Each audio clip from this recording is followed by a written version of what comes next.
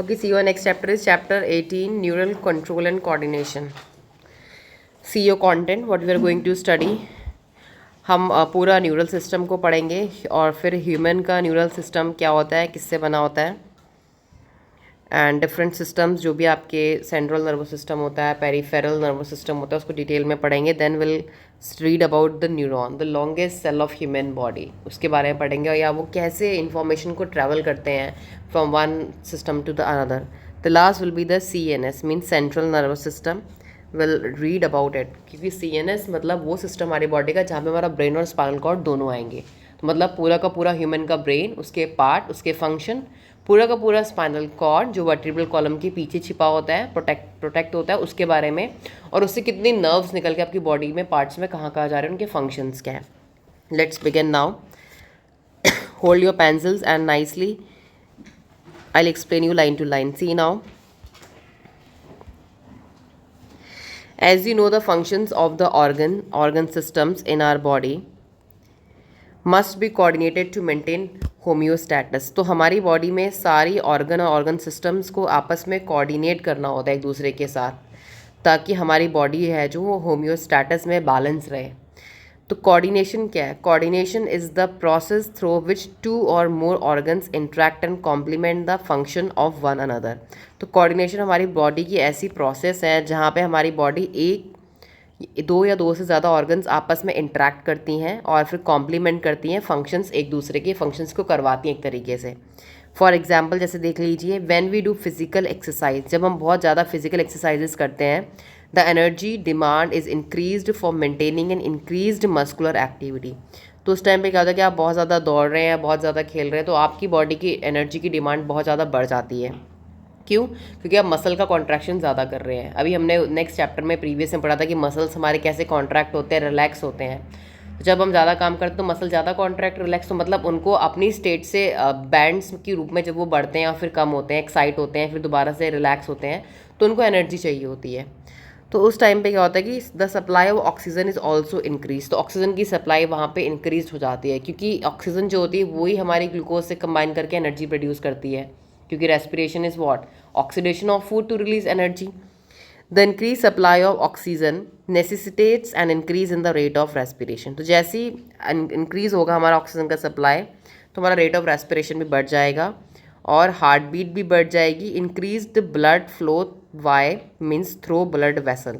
आपने देखोगे अब दौड़ते आपकी हार्ट बीट बढ़ जाती है, सबसे पहले हार्ट बीट बढ़ती है. वो क्यों बढ़ती है? क्योंकि हमें अपने ब्लड को ज़्यादा पंप करना है अपनी पूरी बॉडी के सेल्स में, क्योंकि हमारी बॉडी को एनर्जी की ज़्यादा रिक्वायरमेंट हो रही है. अगर हमारा जो हार्ट है वो एक्सरसाइज के टाइम पे या रेस के टाइम पे भी नॉर्मल बीट कर रहा है, तो आपकी बॉडी आपको एनर्जी नहीं फील होगी. एनर्जी तब फील होगी जब हार्ट आपका फटाफट पंप करेगा, फटाफट आपके सेल्स में क्या जा रही है, ऑक्सीजन, क्योंकि हार्ट का काम ही है कि सेल्स में ऑक्सीजन को पहुंचाना. क्लियर हो गया? तब जाके आपको एनर्जी फील होगी और आपकी ब्लड वेसल्स में ब्लड का फ्लो भी बढ़ जाएगा, क्योंकि हार्ट जब तेज तेज बीट करेगा या धड़केगा, तो उसमें से जो ब्लड फ्लो हो रहा है वो फटाफट आपकी ब्लड वेसल्स में जाएगा, तो ब्लड फ्लो भी तो बढ़ेगा. Okay.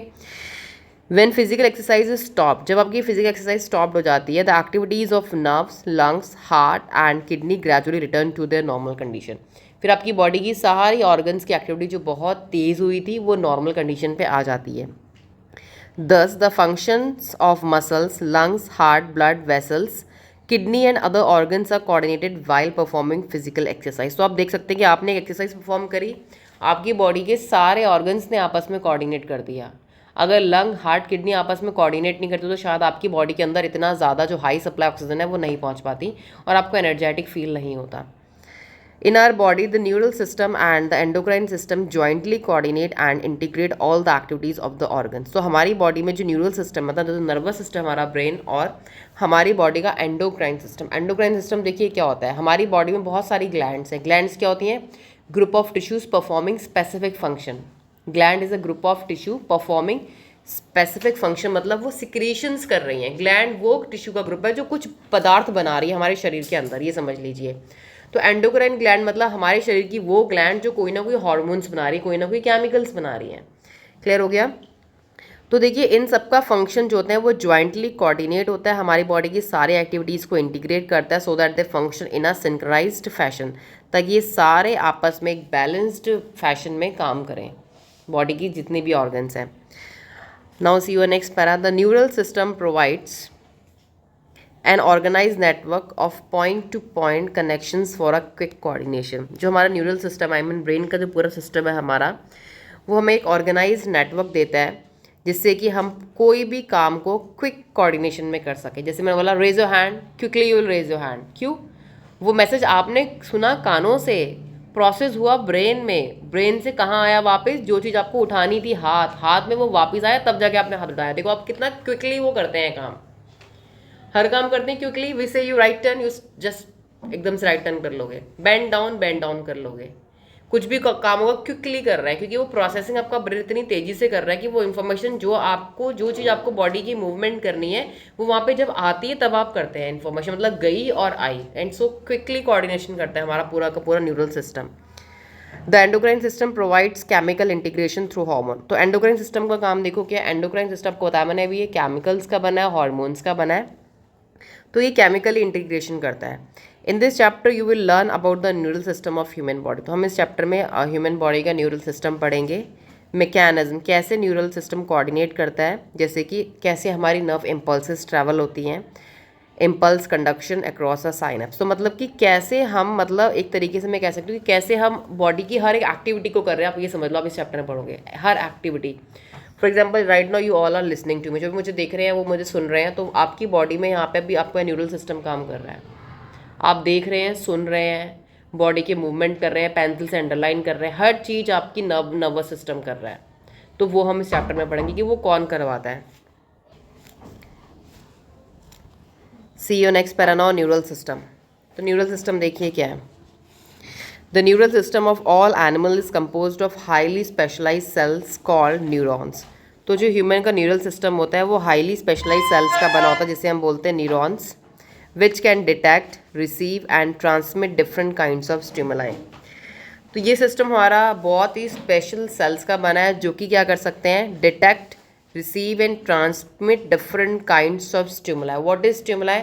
Stimuli is the change in environment. जैसे मैंने सपोज किसी स्टूडेंट को स्लैप किया तो आपका चीक पूरा रेड हो गया, हीट प्रोड्यूस हुआ, पेन हुआ, तो स्टिमुलाई मतलब आपके इन्वायरमेंट में कोई भी change.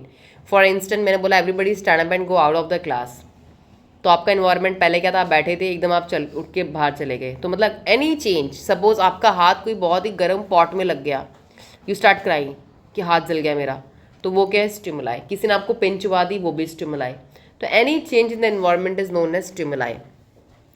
The neural organisation is very simple in the lower invertebrates. तो जो हमारी बॉडी का जो न्यूरल का पूरा ऑर्गेनाइजेशन है वो लोअर इन्वर्टिब्रेट्स में, जो मतलब इन्वर्टिब्रेट्स है which do not have vertebral column, small organisms हो गए, जैसे हमारा हाइड्रा हो गया, इनमें ये बहुत ही सिंपल होता है। हमारा तो बहुत ही कॉम्प्लेक्स है, खतरनाक, इनका क्या है, बहुत ही सिंपल है। जैसे देखिए फॉर एग्जाम्पल हाइड्रा भी दे रखा है, it is compose of a network of neuron. Hydra के पूरे शरीर में न्यूरॉन्स फैली रहती हैं। Okay, the neural system is better organised in insect. फिर हाइड्रा की बात अगर थोड़ा और ग्रुप अपर ग्रुप में है, इंसेक्ट्स जैसे कॉकरोचेस हो गए, इनकी बॉडी में थोड़ा बैटर होता है, where a brain is present along with a number of ganglia and neural tissues. इनके पास ब्रेन भी है और बहुत सारे गैंग्लिया पार्ट्स भी हैं और न्यूरल टिश्यूज भी हैं इंसेक्ट्स के अंदर। ठीक है, the vertebrates have a more developed neural system. जो vertebrates for example we and other animals, इनके पास बहुत ही ज़्यादा डेवलप्ड नर्वस न्यूरल सिस्टम है। Now let's start the next topic, human neural system. Okay, now see human neural system. The human neural system is divided into two parts. हमारा जो neural system है, nervous system है, दो parts में divided है। दो parts देखिए क्या है, CNS the central neural system या central nervous system भी कह सकते हैं, दूसरा होता है हमारा PNS the peripheral nervous system या neural system। अब देखते हैं इनमें क्या क्या है हमारा। तो देखिए द CNS, अगर हम सेंट्रल नर्वस सिस्टम की बात करें, इसमें हमारे क्या क्या बॉडी के पार्ट आते हैं, देखिए ब्रेन और स्पाइनल कॉर्ड। ब्रेन और स्पाइनल कॉर्ड हमारे आते हैं सेंट्रल नर्वस सिस्टम में या सेंट्रल न्यूरल सिस्टम में, and is the site of information processing and control. ये हमारी बॉडी का कौन सी जगह है, साइट मतलब प्लेस, हमारी बॉडी कौन सी जगह है जहाँ पर इंफॉर्मेशन प्रोसेस हो रही है। जैसे मैं बोला ना, आपके हाथ में गर्म पॉट लगा, आपकी स्किन के सेल्स ने फील करा, बट अभी तक आपको पता नहीं वो चीज़ गर्म है, वो आपका ब्रेन बताता है कि ये चीज़ गर्म है, ये चीज़ ठंडी है। तो जो प्रोसेसिंग है ना पूरी की पूरी वो ब्रेन कर रहा है। एंड कंट्रोल, जो पीएनएस होता है वो क्या है देखिए, the PNS comprise of all the nerves of the body associated with the CNS, मतलब ब्रेन और स्पाइनल कॉर्ड। आप ध्यान से सुनना, आपकी ब्रेन और आपके जो स्पाइनल कॉर्ड है, रीढ़ की हड्डी के अंदर जो आपकी स्पाइनल कॉर्ड है, उसमें से जितना भी नेटवर्क निकल रहा है, जो अभी आपकी न्यूरॉन्स निकल रही है, नर्व्स निकल रही हैं, पूरे शरीर में फैल रही हैं, वो आपका होता है पेरीफेरल नर्वस सिस्टम। पेरीफेरल मतलब जो ब्रेन से न्यूरॉन्स निकल रही हैं, पेरीफेरी मतलब बाहर जा रही हैं, और जो स्पाइनल कॉर्ड से आपकी न्यूरॉन्स बाहर जा रही है, जैसे आप डायग्राम अपने चार्ट्स में देखा हुआ है बहुत ज़्यादा, ये पूरा का पूरा नर्वस सिस्टम ही होता है। जितनी भी न्यूरॉन्स ये फैल रही हैं चारों तरफ बॉडी से जा रही हैं ना, जो छोड़कर अपनी जगह को, ब्रेन और स्पाइनल कॉर्ड को जो छोड़ के जा रही है वो पेरीफेरल नर्वस सिस्टम है, पूरे शरीर में फैला हुआ। जो आपका ब्रेन स्पेसिफिक और स्पाइनल कॉर्ड जो जुड़ी है ब्रेन से, वो आपका होता है सीएनएस। यहाँ पे कन्फ्यूजन किसी बच्चे को नहीं होना चाहिए कि सीएनएस क्या है और पीएनएस क्या है, ठीक है। सीएनएस और पीएनएस आपको जस्ट नर्वस सिस्टम का चार्ट देख के पूरा क्लियर हो जाएगा, जो आप देख सकते हैं। अब देखिए the nerve fibres of PNS, तो पीएनएस से जो फाइबर निकल रहे हैं, जो रेशे निकल रहे हैं बहुत ही पतले पतले नर्व्स के, आई मीन नर्व्स हमारी बहुत पतली रेशों की तरह होती है। रेशे आपको मतलब कितने पतले धागे होते हैं, आपने देखा है। अब देखिए जो हमारा पीएनएस है उसके दो टाइप्स होते हैं, दो टाइप के फाइबर्स निकलते हैं उनमें से, एक होता है एफरेंट और एक होता है ईफरेंट। एफरेंट और ईफरेंट देखते हैं क्या है। The afferent nerve fibres transmit impulses from tissues organs to the CNS. तो देखिए जो एफरेंट होते हैं क्या करते हैं, हमारी बॉडी की इंफॉर्मेशन को ट्रांसमिट करते हैं टिश्यूज से सेंट्रल नर्वस सिस्टम में। मतलब कि जैसे मेरे हाथ में गरम लगा तो ये वाले फाइबर से रेशो ने इन्फॉर्मेशन को यहाँ से मेरे ब्रेन तक पहुँचाया, इसको बोलते हैं एफरेंट। एफरेंट वाला है नर्व्स, ठीक है। ईफरेंट क्या है, transmit regulatory impulses from CNS to the concern. अब जो मेरे ब्रेन तक इन्फॉर्मेशन गई उसको मेरे हाथ तक आना ना, क्योंकि हाथ को गर्म लगा है, जो ब्रेन से हाथ तक इन्फॉर्मेशन आने की, please remove your hand immediately, वो करी ईफरेंट ने। एफरेंट लेके जाएगा इन्फॉर्मेशन, ईफरेंट लेकर आएगा। तो ए और ई में डिफरेंस याद रखना, क्योंकि ये पूरा बेस पढ़ रहे हैं इस चैप्टर का, जो आगे आपका पूरा कोरिलेट करेगा। अब देखिए the PNS divided into two division. जो हमारा पीएनएस होता है, I mean the peripheral nervous system, ये हमारा दो डिविजन्स में डिवाइड होता है। पहला देखिए क्या है, सोमैटिक और ऑटोनॉमिक, ये भी दो में डिवाइडेड है, सोमैटिक एसएनएस और एएनएस। अब देखिए द सोमैटिक वाला जो हमारा न्यूरल सिस्टम है, relays impulses from CNS to skeletal muscle. ये हमारी बॉडी की इंफॉर्मेशन को हमारे ब्रेन वाले पार्ट से स्केलेटल मसल्स तक लेके जाता है। स्केलेटल मसल्स मतलब जो आपके कंकाल तंत्र से जुड़ी हुई मसल्स हैं सारी की सारी। और जो हमारा ऑटोनॉमिक होता है, ये क्या करता है, सीएनएस से इंफॉर्मेशन को involuntary organs and smooth muscles में लेके जाता है। इनवॉलेंट्री मसल्स और smooth muscles. The autonomic neural system is further, फिर से आगे जाकर के ऑटोनॉमिक सिस्टम भी हमारा दो पार्ट्स में डिवाइड होता है, जिसका नाम है sympathetic neural system and parasympathetic neural system. Clear हो गया। आपको पता है कि हमारी बॉडी के दो एक्शंस होते हैं, वॉलेंट्री जो कि हमारे कंट्रोल में, इनवॉलेंट्री जो कि हमारे कंट्रोल में नहीं है। इनवॉलेंट्री ऑर्गन्स में मतलब कि हार्ट में लेके जाना इन्फॉर्मेशन, इनवॉलेंट्री ऑर्गन है हार्ट, हार्ट बीट रेगुलेट कर सकते हैं नहीं, डायरेक्शन कर सकते हैं नहीं। तो इन ऑर्गन्स में जो चीज़ आपकी जा रही है वो इनवॉलेंट्री मैसेज जा रहे हैं इनवॉलेंट्री ऑर्गन्स में। ये किसका काम था, हमारा ऑटोनॉमिक का। तो यहाँ आप लिख सकते हैं कि इनवॉलेंट्री ऑर्गन्स क्या है, वो ऑर्गन जो हमारी विश के बिना चलती है, हमारी मर्जी के बिना, जैसे कि आपकी हार्ट बीट, डाइजेशन, रेस्पिरेशन। अब देखिए लास्ट पैरा में देखिए विसरल नर्वस सिस्टम क्या होता है, next type of nervous system हमारा, ये भी पेरिफेरल नर्वस सिस्टम का पार्ट है, that comprises the whole complex of nerve. इसमें शरीर की सारी नर्व्स आती हैं, फाइबर्स आते हैं, गैंग्लिया आते हैं, प्लेक्सेस आती हैं, by which impulses travel from CNS to the visceral and from the viscera to the CNS. तो यहाँ से हमारी सारी इन्फॉर्मेशन सेंट्रल नर्वस सिस्टम से जाती है विसरल में, और विसरा से दोबारा आती है हमारी नर्वस सिस्टम में। तो विसरल मतलब क्या होता है, विसरल हमारी बॉडी का वो सिस्टम है जो हमारी बॉडी की हॉलो ऑर्गन्स है ना अंदर से खाली, उन्हें बोलते हैं विसरल। जैसे आपका पेट पूरा खाली है, फूड पाइप खाली है, तो ये बॉडी की विसरल ऑर्गन्स हो गई। क्लियर हो गया। तो यहाँ की इन्फॉर्मेशन जो होती है वो विसरल न्यूरल सिस्टम के अंडर आती है। अब देखिए नेक्स्ट पैरा में आ जाइए। अब बात हम करते हैं neuron as structural and functional unit of nervous system. अब न्यूरॉन के बारे में पढ़ेंगे जो आप क्लास 8, 9, 10 में पढ़ते हुए आए हैं। Let's see what differences you will find over here. A neuron is a microscopic structure composed of 3 majorly part. Neuron एक माइक्रोस्कोप मतलब माइक्रोस्कोप से देखे जाने वाला स्ट्रक्चर है, नेमली इसके पास 3 पार्ट है इसकी बॉडी में, cell body, dendrites and axon. The cell body contain cytoplasm with typical cell organelle. तो सेल बॉडी मतलब आप डायग्राम में देख सकते हैं, ये सेल बॉडी है, जो पूरा ऊपर वाला पोर्शन है ना हमारा, ये सारा सेल बॉडी है। सेल बॉडी के अंदर देखो क्या है, it contains central granular body called Nissl's granules. इसके पास छोटे छोटे डॉट्स आपको दिख रहे हैं रेड कलर के, ये है नाइजल्स granules. Short fiber which branch repeatedly and project out of the cell body is called needles, contain needles granules and are called dendrites। जो आपके सेल बॉडी में से जो ब्रांचेस निकल रही हैं वो आपकी डेंड्राइट्स हैं। These fiber transmit impulses toward the cell body। ये डेंड्राइट वो पोर्शन है जो कि आपकी जो मेन बॉडी है ना सेल, उसकी तरफ को इन्फॉर्मेशन लेकर आती हैं। The axon is a long fibre. अगर हम एक डेंड्राइट को बहुत लंबा कर दें, ध्यान से सुनना, अगर हम एक डेंड्राइट को बहुत लंबा कर दें ना, नीचे को ले जाएं, तो वो बनाता है axon. Axon is nothing, axon is a fibre, axon is a fibre of a neuron. जैसे और डेंड्राइट है ना ऊपर ऐसे करके, अगर मैं एक डेंड्राइट को लंबा कर दूं तो वो एक्सॉन बन जाता है। Axon is the longest fiber, axon is the longest fiber which is branched.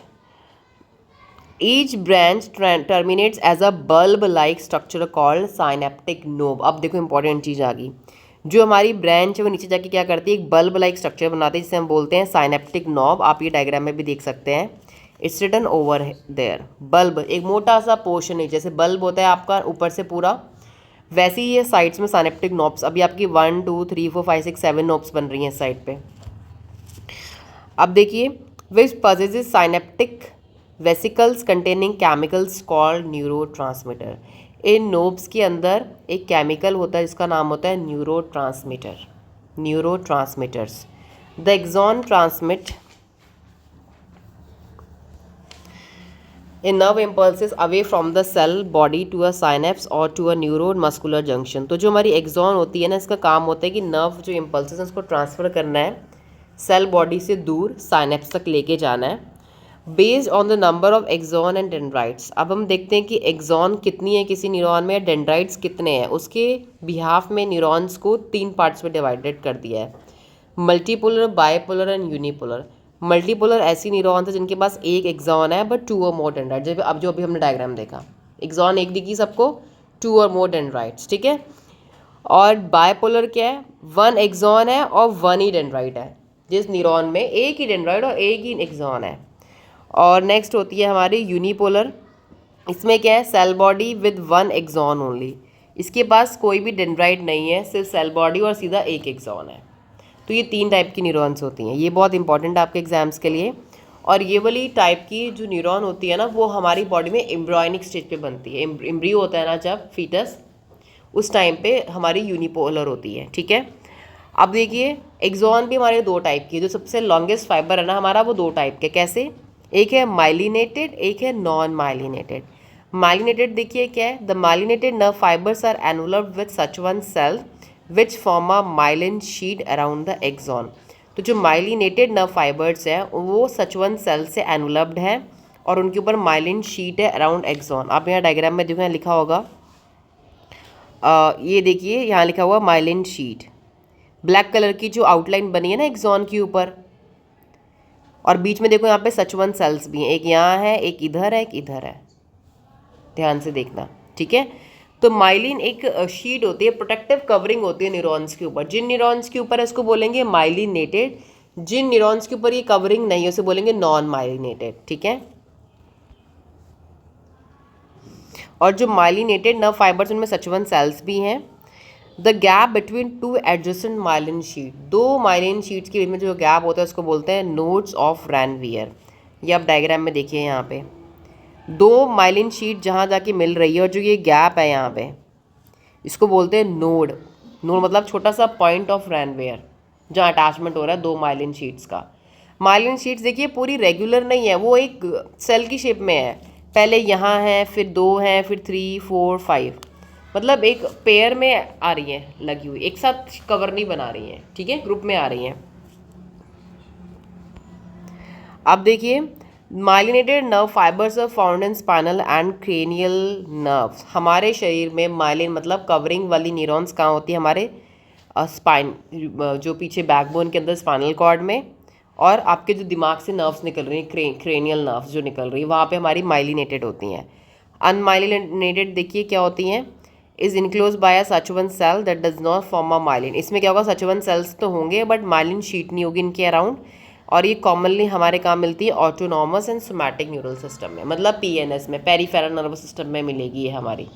Okay, तो ये तो होगा आपका हो गया न्यूरॉन के बारे में। नेक्स्ट में आ जाइए आप, generation and conduction of nerve impulse. तो नर्व इम्पल्स हमारी कैसे स्टार्ट होती हैं, जनरेट होती हैं, कैसे फिर कंडक्ट होती हैं? तो देखिए, neurons are excitable cells because their membranes are in a polarize state. तो न्यूरॉन देखिए हमारे क्या होते हैं? बहुत ही एक्साइटेबल सेल्स होते हैं क्योंकि इनकी मेम्ब्रेन्स हमेशा पोलराइज स्टेट में होती हैं। डिफरेंट टाइप ऑफ आयन, देखिए कैसे बहुत सारे टाइप के आयन चैनल्स बनते हैं न्यूरॉन मेम्ब्रेन में। These ion channels are selectively permeable to different ion. ये जो आयन्स होते हैं ये हमारे सेलेक्टिवली परमिएबल होते हैं, ये चैनल्स कुछ डिफरेंट आयन्स के लिए। When neuron is not conducting any impulse, जब न्यूरॉन के अंदर से कोई भी इम्पल्स या कोई भी करंट नहीं जा रहा है, दैट इज रेस्टिंग स्टेज पे है जब वो। The axonal membrane is comparatively more permeable to potassium. तो जो एक्सॉन होती है ना, उसके अंदर ज़्यादा से ज़्यादा पोटेशियम जा सकता है और नियरली सोडियम आयन बिल्कुल नहीं जा सकते जब वो रेस्टिंग स्टेज में। ये क्वेश्चन आता है कि जब एक्सॉन रेस्टिंग स्टेज में है तो किसके परमिएबल है और किसके इम्परमिएबल है? परमिएबल वो है पोटेशियम के और इम्परमिएबल है वो सोडियम आयंस के। Similarly the membrane is impermeable to negatively charge protein. फिर वो नेगेटिवली चार्ज प्रोटीन्स के लिए इम्परमिएबल होता है जो कि एक्सोप्लाज्म में होता है। Consequently the axoplasm inside the axon, देखो जो एक्सोन के अंदर फ्लूइड भरा है ना उसको बोलते हैं एक्सोप्लाज्म। एक्सोन के अंदर जो पूरा फ्लूइड भरा है लंबे से फाइबर के अंदर उसे बोलते हैं एक्सोप्लाज्म। तो जो एक्सोप्लाज्म हमारा होता है उसमें हाई कॉन्सेंट्रेशन होता है हमारा पोटेशियम आयंस का और नेगेटिवली चार्ज प्रोटीन्स, और लो कॉन्सेंट्रेशन होता है सोडियम आयंस का। In contrast the fluid outside the axon contains a low concentration of potassium ion. जो एक्सोन के बाहर फ्लूइड होगा, मतलब सेल के बाहर की जो जगह होगी, वहाँ पे हमारा क्या होगा? लो कॉन्सेंट्रेशन होगा हमारा पोटेशियम आयंस का, और high concentration of sodium ions होंगे, जिसकी वजह से वहाँ पे कॉन्सेंट्रेशन ग्रेडियंट बनेगा। मतलब कि बाहर पोटेशियम आयंस कम और सोडियम आयन ज़्यादा। जहाँ भी एक चीज़ ज़्यादा और एक चीज़ कम होती है तो वहाँ पे एक बैरियर, एक कॉन्सेंट्रेशन ग्रेडियंट बनता है, जिसकी वजह से this ionic gradient across the resting membrane are maintained by active transport of. फिर वहाँ पे क्या होता है कि बहुत ही तेज़ी से सोडियम पोटेशियम पंप, जो कि 3 sodium ions outward for 2 potassium ions into the cell. अगर उन्हें 2 पोटेशियम आयन सेल के अंदर डालने, मतलब न्यूरॉन का पोटेशियम कम है ना, उसको बढ़ाना है, तो 3 सोडियम आयंस को बाहर निकालना पड़ेगा, 2 को अंदर डालना पड़ेगा। एक्टिव मतलब एनर्जी यूज होगी ना वहाँ पे, तो 2 पोटेशियम आयन को अंदर करने के लिए सेल के लिए 3 पोटेशियम आयंस को बाहर आउटवर्ड करना होगा, तब जाके 2 अंदर जाएंगे। Okay, as a result the outer surface of the axonal membrane possess a positively charged. इसकी वजह से क्या होगा कि जो हमारा आउटर सर्फेस है मेम्ब्रेन का, वहाँ पॉजिटिव चार्ज आ जाएगा, while it's near surface becomes negatively charged and therefore is polarized. The electrical potential difference across the resting plasma membrane is called the resting potential. तो जो हमारा इलेक्ट्रिकल पोटेंशियल जो हमारा बनेगा वहाँ पे रेस्टिंग प्लाज्मा मेम्ब्रेन में, उसको हम बोलेंगे रेस्टिंग पोटेंशियल। अब यहाँ पे आप डायग्राम में भी देख सकते हो, सोडियम आयंस हैं ऊपर, यहाँ भी पॉजिटिव है, यहाँ भी पॉजिटिव है, इधर पूरा पॉजिटिव है, मेम्ब्रेन के अंदर नेगेटिव है, फिर बाहर की तरफ भी पॉजिटिव है। अब यहाँ पे जब आयंस ने माइग्रेशन स्टार्ट करा तो देखिए हमारा जो बी आयंस हैं वो अंदर की तरफ जा रहे हैं, जिसे भी अंदर की तरफ जा रहे हैं। तो जो हमारा नेगेटिव आयंस का अंदर वाला जो है, देखो पहले अंदर कुछ भी नहीं था ना, अब अंदर वाला कितना, अब देखिए जो अंदर वाला कॉन्सेंट्रेशन हमारा बढ़ गया ना, अंदर वाला कलर फिल भर गया। कैसे बढ़ा वो? हमें 2 पोटेशियम आयंस को पहुंचाने के लिए 3 सोडियम आयंस बाहर निकाल रहे, आउटवर्ड को करें, तब जाके अंदर जाके पोटेशियम आयंस पड़े। ठीक है, अब आ जाइए नेक्स्ट पैरा में। You might be curious to know about the mechanism of generation of nerve impulses and the its conduction along an axon. When a stimulus is applied at a side like point A on a polarized membrane, the membrane at the site A become freely permeable to sodium ions। तो ये देखो उन्होंने पूरा diagram को समझा रखा है कि जब हमारा कोई भी स्टिमुलस लगेगा, जैसे हमारा पॉइंट ए मान लो, पॉइंट ए में कोई भी चेंज हुआ तो उस टाइम पे हमारा क्या हुआ, the membrane at the site A become freely permeable to sodium ion. तो वो वाली मेम्ब्रेन में आराम से सोडियम आयंस आ सकते हैं, पोलराइज, वो परमिएबल हो गई। This leads to the rapid influx of sodium ions followed by reversal of polarity at that side. यहाँ पे हमारे सोडियम आयंस का रैपिड इन्फ्लक्स, बहुत सारे सोडियम आयंस आ गए, तो देखो पूरा पॉजिटिव पॉजिटिव ही हो गया हमारा। That is the outer surface of the membrane become negatively charged and the inner side become positively charged. The polarity of the membrane at the site A is thus reversed and hence depolarized. The electrical potential across the plasma membrane at the site A is called the action potential। जो हमारा electrical potential create हुआ membrane के ऊपर उसको हम बोलेंगे action potential, और इसको हम टर्म्ड एज करेंगे nerve impulse. At sites immediately ahead the axon, that is at site B की अगर हम बात करें, has a positive charge on the outer surface में positive charge है and negative charge on its inner surface, और अंदर की तरफ negative charge है। As a result a current flows on the inner surface, जब inner में current flow होगा from A to B, on the outer surface current flows from B to A। To complete the circuit of current flow the polarity of the site is reversed, फिर से वो उल्टी हो जाएगी, and an action potential is generated at B में फिर से action potential generate होगा। Thus the impulse generated at site A arrives at site B। जो impulse हमारी site A पे बनी वो दौड़ के चले जाएगी site B पे। The sequence is repeated, ये बार बार ऐसे ही A से B जाते रहेंगे, sequence repeat होता रहेगा पूरी एक्सॉन की लेंथ में, और impulses conducted, ऐसी हमारी impulse conduct होगी। The rise in the stimulus induced permeability to sodium ions is extremely short lived। जो हमारे वहाँ पे permeability बढ़ती है सोडियम आइंस के लिए वो बहुत ही कम समय के लिए बढ़ती है, क्योंकि इसके बाद क्विकली हमारा जो है वो पोटेशियम आइंस के लिए permeability बढ़ जाती है।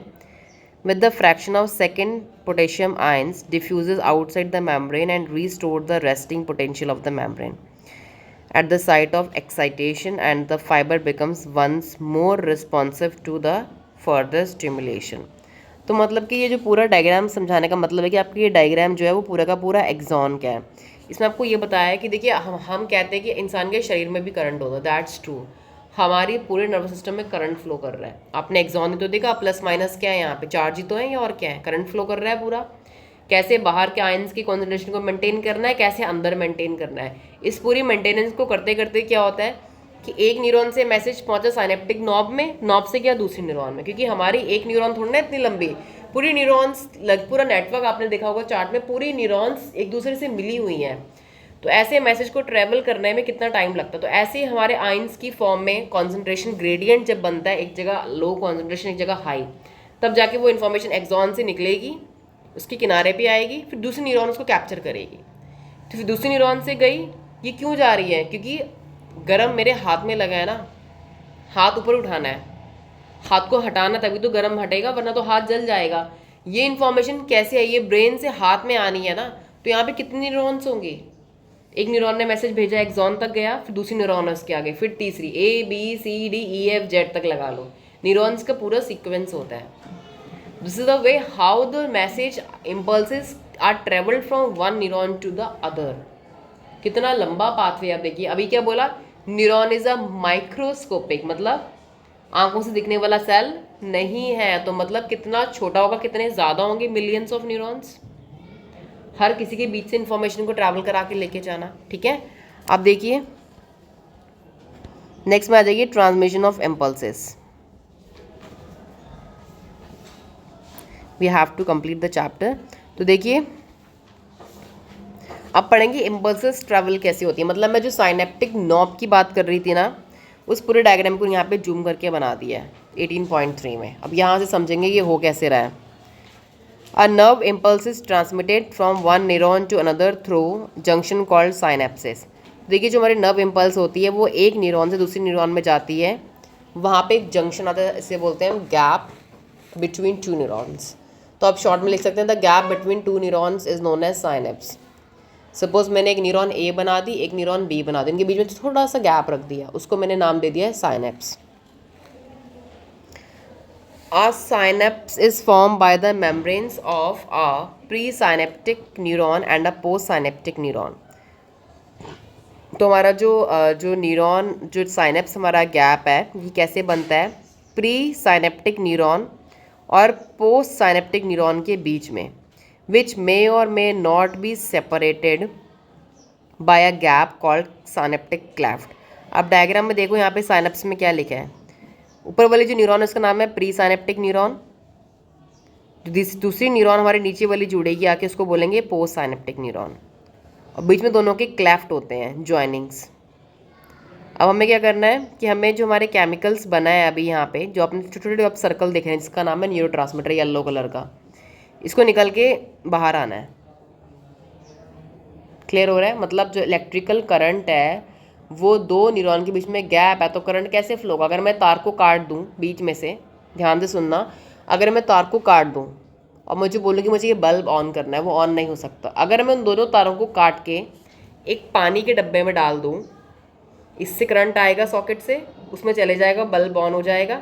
सेम ऐसे ही दो न्यूरॉन के गैप को मीट करने के लिए केमिकल बनता है, उस केमिकल में से इम्पल्सेस ट्रैवल कर लेती हैं। The impulses change into the chemical ताकि वो गैप को क्रॉस कर ले, फिर जैसे दूसरे न्यूरॉन के सेल बॉडी में घुसेगी ना, फिर से वो बन जाएगी current impulse. Okay, now see there are two types of synapsis. हमारे दो टाइप के होते हैं, एक होता है हमारा इलेक्ट्रिकल, एक होता है केमिकल।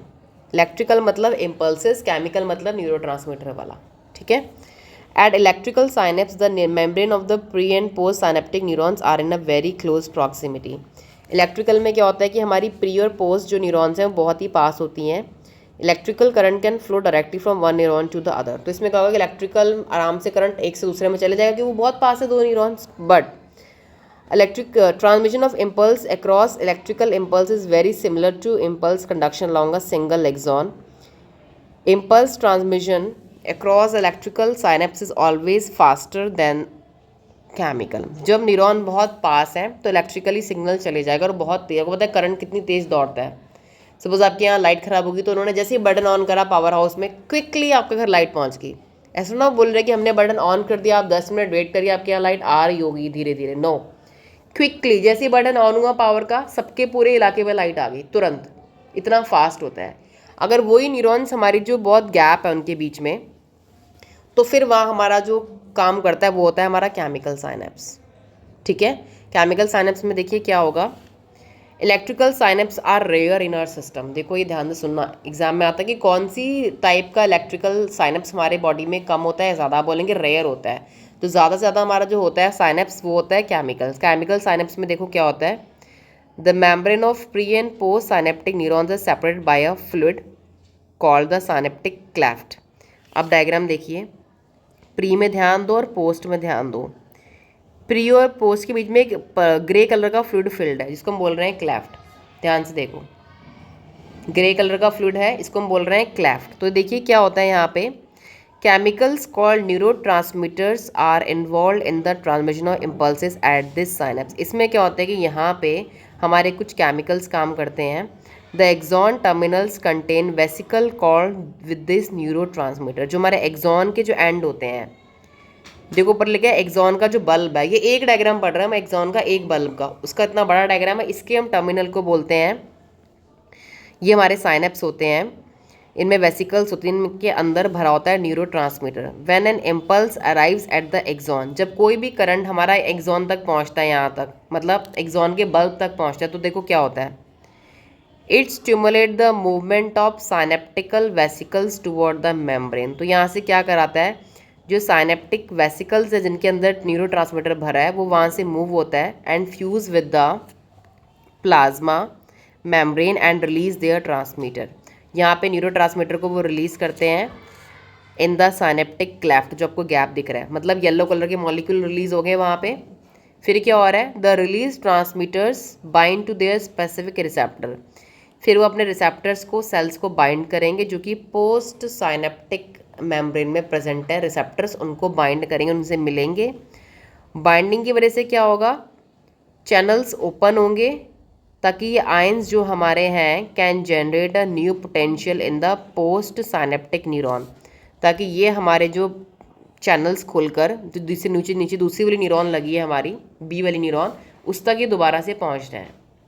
उसके बाद क्या होगा, the new potential developed may be either excitatory और इनहिबिटरी। तो जो न्यू पोटेंशियल हमारा बनेगा वो एक्साइटेटरी भी हो सकता है और इनहिबिटरी, रोकने वाला भी हो सकता है। तो मतलब कि देखिए, जैसे ही हमारे जो न्यूरोट्रांसमीटर्स हैं पोस्ट साइनेप्टिक क्लेफ्ट तक आएंगे, यहाँ से सपोज मान लीजिए हमारी दूसरी न्यूरॉन स्टार्ट हो रही है, तो ये जो केमिकल था ये इसलिए केमिकल इलेक्ट्रिकल इम्पल्सेस केमिकल में इसलिए कन्वर्ट हुई ताकि वो बैरियर को क्रॉस कर सके। किन में, केमिकल साइनेप्स में, जहाँ पे न्यूरॉन्स के बीच में गैप होता है। अगर यहीं पे मैं गैप ना करती तो मेरा ये केमिकल बनने का कोई मतलब ही नहीं था, सीधा इलेक्ट्रिकल करंट वहाँ से दूसरी न्यूरॉन में चले जाता। वो एग्जाम्पल ले लो, मैंने तार को काट दिया, एक जगह मैं तार को ना काटूँ, सीधा बल्ब ऑन कर दूँ, हो जाएगा। एक जगह मैं तार को काट के बीच में एक बीकर में वो भर दूँ वाटर, तो वो जो वाटर है ना वो हमारा क्या हो गया, न्यूरोट्रांसमीटर। मतलब इस वाली तार की करंट को सूर्य तार के बीच में जाने की में उसने हेल्प कर दी, मीडियम हो गया एक तरीके का। ठीक है, अब नेक्स्ट में आ जाइए CNS, ब्रेन के बारे में पढ़ते हैं। देखिए, the brain is the central information processing organ in our body. तो ब्रेन हमारी बॉडी का क्या है, सेंट्रल इंफॉर्मेशन प्रोसेसिंग ऑर्गन है। And it acts as a command and control. तो हमारी बॉडी को पूरी कमांड देना, उसका कंट्रोल करना ब्रेन का काम है। It controls the voluntary movements, हमारी बॉडी के वॉलेंट्री मूवमेंट, जैसे कि वो मूवमेंट बॉडी के जो हमारे कंट्रोल में है, जैसे कि बैलेंस ऑफ बॉडी। मैंने बोला सिट प्रॉपरली, सब सीधे हो जाएंगे, ऐसे हो जाएंगे सीधे। क्यों, आप मर्जी से कर रहे हो ना, अपनी मर्जी से आप ऐसे भी बैठ सकते हो, you can sit like this, you can fold your hands, but if I say stop your heart beat, nobody can stop, क्योंकि वो बॉडी का क्या है, इनवॉलेंट्री एक्शन, जो हम चाहकर भी कंट्रोल नहीं कर सकते। हमारी बॉडी के दो एक्शन है, वॉलेंट्री, सब लिख लेंगे, involuntary. Voluntary according to our wish, according to our will, हमारी मर्जी से। Involuntary not according to our wish, हम चाहकर भी उन चीज़ों को कंट्रोल नहीं। जैसे कि इफ़ आई वांट कि मेरी बॉडी में स्टमक में पेप्सिन एंजाइम रिलीज हो राइट नाउ, हो सकता है मेरी मर्जी से नहीं। If I say stop my direction for 2 hours, हो सकता है नहीं, ये डायरेक्शन फटाफट करो, हो सकता है नो। तो ये होते हैं इनवॉलेंट्री एक्शंस। ओके, अब देखिए, तो हमारा ब्रेन क्या कर रहा है, ध्यान सुना, हमारा ब्रेन क्या कर रहा है, ब्रेन कर रहा है, it controls the voluntary movement, control कर रहा है हमारा ब्रेन बॉडी के voluntary movement. Functioning of vital involuntary organs, मतलब जो ऑर्गन्स हमारे कंट्रोल में नहीं है उनकी भी फंक्शनिंग को कंट्रोल कर रहा है। ओके, जैसे कि लंग, हार्ट, किडनी हमारे कंट्रोल में नहीं है। थर्मो रेगुलेशन, टेम्परेचर का रेगुलेशन। हंगर, भूख लगना, ठीक है, प्यास लगना। तो भूख और प्यास भी दिमाग से जुड़ी है। कुछ लोग कहते हैं ना भूख नहीं लग रही है या प्यास लगनी बंद हो गई, मतलब प्रॉब्लम वहाँ से हो रही है, प्रोसेसिंग सिस्टम से। ठीक है, सर्कीडियन साइकिल, मतलब आपकी सोने की और जागने की साइकिल, नींद आना और ना आना। ठीक है, 24 rhythm cycle. Activities of severe endocrine, आपकी बॉडी के अंदर की सारे एंडोक्राइन ग्लैंड्स का पूरा कंट्रोल। ह्यूमन बिहेवियर, आपका बिहेवियर भी, सब चीज़ आपका ब्रेन कंट्रोल कर रहा है। It is also the site for processing of vision, आप क्या देख रहे हैं, क्या सुन रहे हैं, हियरिंग। स्पीच, क्या बोल रहे हैं। मेमोरी, क्या आपके दिमाग में पुरानी यादें जुड़ी हैं आपकी इंटेलिजेंस, आपके सारे इमोशंस और आपके थॉट्स, सब कंट्रोल कर रहा है आपका ब्रेन। मतलब ऑल ओवर सब कुछ ही आ गया इसमें, हर चीज़ आ गई आपकी। ठीक है, तो ह्यूमन ब्रेन आपको पता है प्रोटेक्टेड होता है हमारा ह्यूमन ब्रेन बाय स्कल। अभी मैंने आपको लास्ट लेक्चर में ह्यूमन का स्कल बताया था, पूरा क्लियर हो गया। तो ह्यूमन का ब्रेन स्कल में प्रोटेक्ट होता है। स्कल के अंदर देखो क्या होता है, ब्रेन। फिर ब्रेन भी डायरेक्टली ब्रेन नहीं है, brain is also covered by the cranial meninges. Brain के ऊपर भी कुछ लेयर्स हैं, कवरिंग है, जैसे कि आउटर लेयर को बोलते हैं ड्यूरा मैटर, मेनिंजेस मतलब layer which cover the brain. बाहर की लेयर का नाम है ड्यूरा मैटर, अंदर वाली पतली वाली लेयर का नाम है आर्किनॉइड, सबसे अंदर वाली का नाम है पिया मैटर। ठीक है, 3 लेयर होगी ब्रेन की। द ब्रेन कैन बी, अब हम घुस गए हैं ब्रेन के अंदर। Now the brain is divided into 3 parts, fore brain, mid brain and hind brain. अब ब्रेन के 3 हिस्से हो गए हैं। ओके तो देखिए नेक्स्ट में आ जाइए, आप will study about fore brain. तो फोर ब्रेन जो होता है ह्यूमन का, वो हमारे बना होता है किससे? Cerebrum, thalamus and hypothalamus. Clear हो गया? Cerebrum, thalamus and hypothalamus. Cerebrum क्या है? सेरिब्रम सबसे बड़ा पार्ट है ह्यूमन ब्रेन का, मतलब ये हिस्सा सबसे ज़्यादा है ब्रेन में, सेरिब्रम मेजर पार्ट। ठीक है। A deep cleft divides the cerebrum longitudinally into 2 halves. एक लंबी सी लाइन हमारे ब्रेन को 2 पार्ट में डिवाइड करती है, जिसे हम बोलते हैं राइट एंड लेफ्ट ब्रेन। सुना होगा आपने। राइट वाला ब्रेन जो होता है हमारी बॉडी का, वो हमारी बॉडी की लेफ्ट वाली साइड की एक्टिविटीज़ को कंट्रोल करता है, और लेफ्ट वाला ब्रेन हमारे शरीर की राइट हैंड साइड वाली एक्टिविटीज़ को कंट्रोल करता है। समझ में आया? कुछ लोगों को पैरालिसिस होता है ना, राइट साइड पे कहते हैं, तो मतलब उसका लेफ्ट वाली साइड का ब्रेन बंद हो गया है, नम हो गया है। अगर इस साइड हुआ तो दूसरी साइड का, ऐसे ऑपोजिटली काम करते हैं। ये इनकी ये वाला पार्ट ये पार्ट ये कंट्रोल करता है, और ये वाला पार्ट ये कंट्रोल करता है। ठीक है। अब देखो इसे बोलते हैं right and left cerebral hemispheres. Hemispheres are connected by a tract of nerve fibers called corpus callosum. तो हमारे ब्रेन में जो 2 पार्ट हो गए हेमिस्फेयर में बांट दिया उन्हें, राइट और लेफ्ट, वो दोनों पार्ट हमारे आपस में कनेक्ट किससे हैं? एक लंबे से फाइबर बीच में, उसका नाम है corpus callosum. The layer of cell which cover the cerebral hemisphere is called cerebral cortex. जो हमारे ब्रेन को लेयर कवर कर रही है सेरिब्रल को, मतलब 2 हिस्सों को, राइट और लेफ्ट को, उसको बोलते हैं cerebral cortex. And is throne into prominent fold. वो बहुत सारे, आपको अपना ब्रेन दिखता है अंदर फोल्ड फोल्ड दिखते हैं। जैसे आपने देखा आपका ब्रेन इज जस्ट लाइक अखरोट। अखरोट सीधा आपका दिमाग है, इसलिए कहते हैं ना दिमाग तेज करना तो अखरोट खाइए। वो आपका पूरा ब्रेन का स्ट्रक्चर, उसमें देखो 2 पार्ट होते हैं, सेम लाइक फोल्ड्स बने होते हैं, बार बार फोल्ड्स, अंदर लाइनें, जैसे आप समझ सकते हैं। The cerebral cortex is refers to as the grey matter. जो सेरिब्रल कॉर्टेक्स है वो आपका ग्रे मैटर होता है, ड्यू टू ग्रेश, इसलिए उसका अपीयरेंस भी, उसके अंदर ग्रे फ्लूइड भरा है तो वो ग्रे ही लगता है। ठीक है। और देखिए the neuron cell bodies are concentrated here giving the colour. यहाँ पे न्यूरॉन बहुत सारे हैं जो कि इसको कलर देते हैं। The cerebral cortex contains motor area, sensory area and a large region. तो आपका सेरिब्रल वाला हिस्सा होता है, यहाँ पे बहुत सारे मोटर सेंसरी न्यूरॉन्स होते हैं। These regions are called as association areas are responsible for complex functioning। ये एरियाज हमारे क्या करते हैं? इंटर सेंसरी एसोसिएशन, मेमोरी और कम्युनिकेशन। जैसे अभी हम कम्युनिकेशन कर रहे हैं, एक दूसरे से बात कर रहे हैं, तो ये सब ये वाला पार्ट कंट्रोल करता है। Fibers of the tract are covered with myelin sheath. यहाँ के जितने भी फाइबर्स हैं ब्रेन में, ये सब माइलिन शीट से कवर्ड है, मतलब इनके न्यूरॉन सब कवर्ड है। which constitute the inner part of cerebral hemisphere. They give an opaque white appearance to the layer. यहाँ पे हमारे ब्रेन का जो दिखेगा अपीयरेंस वो पूरा ट्रांसपेरेंट होगा, वाइट होगा, to the layer and hence is called white matter. यहाँ पे वाइट मैटर फिल्ड है तो वाइट लगेगा। The cerebrum wraps around a structure called thalamus. जो सेरिब्रम होता है वो थैलेमस के चारों तरफ से उसको कवर कर लेता है, which is major coordinating centre for sensory and motor signalling. Sensory and motor signalling देखिए क्या है। सेंसरी मतलब आपकी जितनी भी सेंस ऑर्गन्स हैं 5, यहाँ से जो भी मैसेज जा रहे हैं वो इस पार्ट पे जा रहे हैं। ठीक है, मतलब देखना, सुनना, मैंने स्किन में टच करा आपके, या पेन चुबाई, जो भी आपको फीलिंग हो रही है सारी यहाँ जा रही हैं। और फिर आपके एक्शन आपको क्या लेना है इसके लिए? चिल्लाना है, जो भी करना है वो वापस भी यहीं से आ रहा है, मोटर से। सेंसरी न्यूरॉन लेके जा रही है, मोटर न्यूरॉन मैसेज वापस लेकर आती हैं। ठीक है।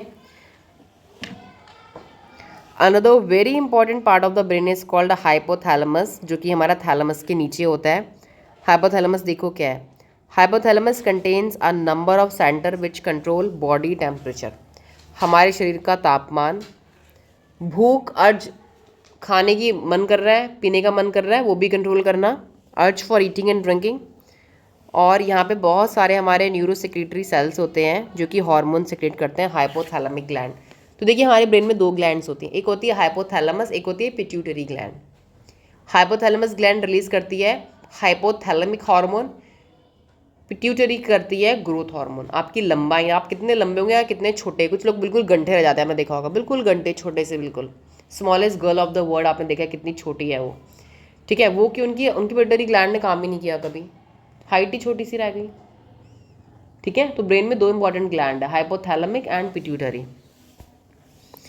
Inner part of cerebral hemisphere में हमारा क्या होता है, deep structure like amygdala, hippocampus form a complex structure called the limbic lobe or limbic system.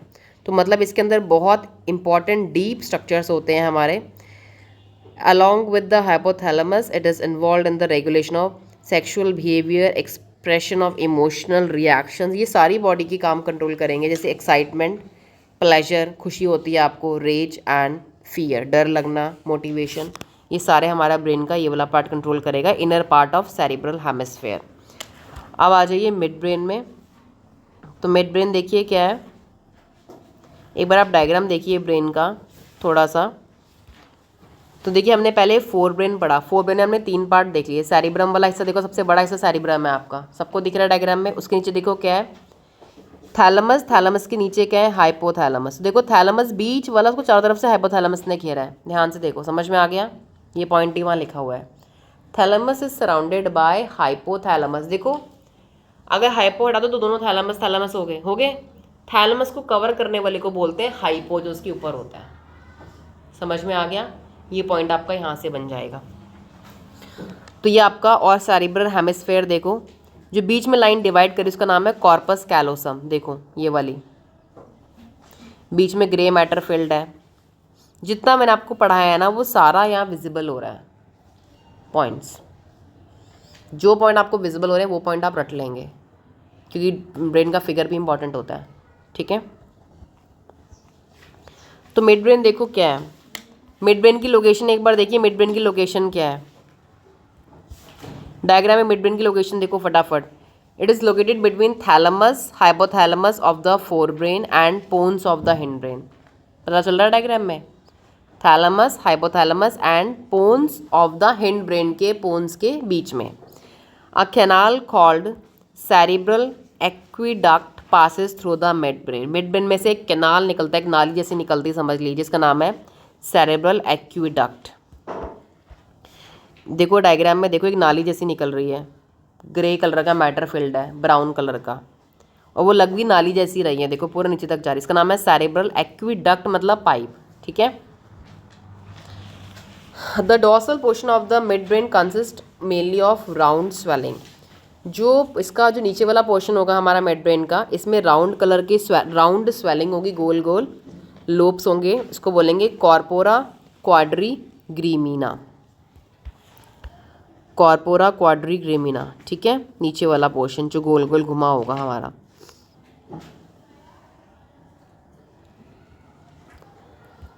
अब आ जाइए हिंड ब्रेन में। हिंड ब्रेन में हमारे तीन पार्ट होते हैं, डायग्राम में देख लो। सबसे पहले डायग्राम देखिए आप, सबसे नीचे वाला पार्ट मतलब जो हमारा सीधा स्पाइनल कॉर्ड से जाके जुड़ेगा, ठीक है, गर्दन वाला हिस्सा समझ लीजिए, pons, cerebellum and medulla. Cerebellum hind brain का पार्ट है और सेरिब्रम फोर ब्रेन का, कन्फ्यूजन मत करना यहाँ पे क्रिएट, ब्रम और बैलम, ब्रम ऊपर बैलम नीचे, ठीक है। तो हमारा हिंड ब्रेन में तीन पार्ट हो गए। मेड्यूला को मेड्यूला ओब्लंगाटा भी कहते हैं, एग्जाम में मेड्यूला ओब्लंगाटा का फंक्शन भी आ सकता है, ठीक है। Pons consist of fiber track that interconnect different regions of the brain. Pons में से बहुत सारे फाइबर निकल रहे हैं, रेशे, जो कि ब्रेन के अलग अलग हिस्सों से जोड़ रहे हैं। Cerebellum has very convoluted surface in order to provide the additional space for many neuron. तो सेरिबैलम में इतनी जगह होती है कि वो बहुत सारे न्यूरॉन्स को वहाँ पे एडिशन स्पेस दे सकता है। The medulla of the brain is connected to the spinal cord. Medulla किससे जुड़ा है, स्पाइनल कॉर्ड से, सबको दिख रहा है डायग्राम में। मेड्यूला क्या काम करता है आप देख लो। मेड्यूला रेस्पिरेशन कंट्रोल कर रहा है। अभी देखो रेस्पिरेशन का नाम कहीं नहीं आया, देखो सांस लेने की प्रोसेस मेड्यूला कंट्रोल कर रहा है। आपके हार्ट की एक्टिविटी, कार्डियोवैस्कुलर रिफ्लेक्सेस, और आपके पेट का पूरा मतलब डाइजेस्टिव सिस्टम का जो भी सिक्रीशन है, गैस्ट्रिक, जो भी एंजाइम बनने हैं, ब्रेक डाउन होना है, वो सारा मेड्यूला कर रहा है, ठीक है। 3 major regions make up the brain stem. Brain stem के हमारे 3 मेजर हिस्से होते हैं। मिड ब्रेन, ध्यान से सुनना, मतलब ब्रेन का स्टेम, ब्रेन का जो एंडिंग हो रही है हमारी, मिड ब्रेन आता है, उसके बाद आता है पोन, मेड्यूला ऑब्लंगाटा। ठीक है, यहाँ तक ब्रेन खत्म हो जाता है फिर हमारा। Brain stem form the connection between brain and spinal cord. देखो ये बहुत इंपॉर्टेंट लाइन बता दी कि जो ब्रेन स्टेम है हमारी, ये हमारा क्या बना रही है, connection between brain and spinal cord. मतलब यहाँ से हमारी पूरी अब निकलेगी स्पाइनल कॉर्ड। देखो spinal cord is a part of a brain. वो ब्रेन का जो नीचे वाला हिस्सा है ना, मेड्यूला, वो पूरा नीचे जा रहा है आपकी कमर तक। उसके ऊपर वर्टिब्रल कॉलम है प्रोटेक्ट करने के लिए, क्योंकि वो इतना, देखो जब इसके ऊपर हमारा क्या क्रेनियम है, स्कल है, तभी तो इतना हार्ड है। तो वो भी तो ब्रेन का ही पार्ट नीचे जा रहा है, उसको भी प्रोटेक्ट करने के लिए हमें हड्डी चाहिए। जैसे हड्डी हमारे सर पे है, तो देखो वो हड्डी वो हमारी पीछे तक पूरी कमर तक होती है, जिसे हम बोलते हैं रीढ़ की हड्डी। उसके अंदर क्या है, स्पाइनल कॉर्ड, प्रोटेक्शन करने के लिए। क्लियर? तो देखिए कितना इंपॉर्टेंट इंटरेस्टिंग चैप्टर था ये आपके लिए, कि इसमें आपका पूरा ब्रेन, उसके पूरे फंक्शन एंड सब चीज़ें हैं। Okay, so your chapter 18 is completed. In next lecture we'll begin the last chapter, that will be 19 chapter.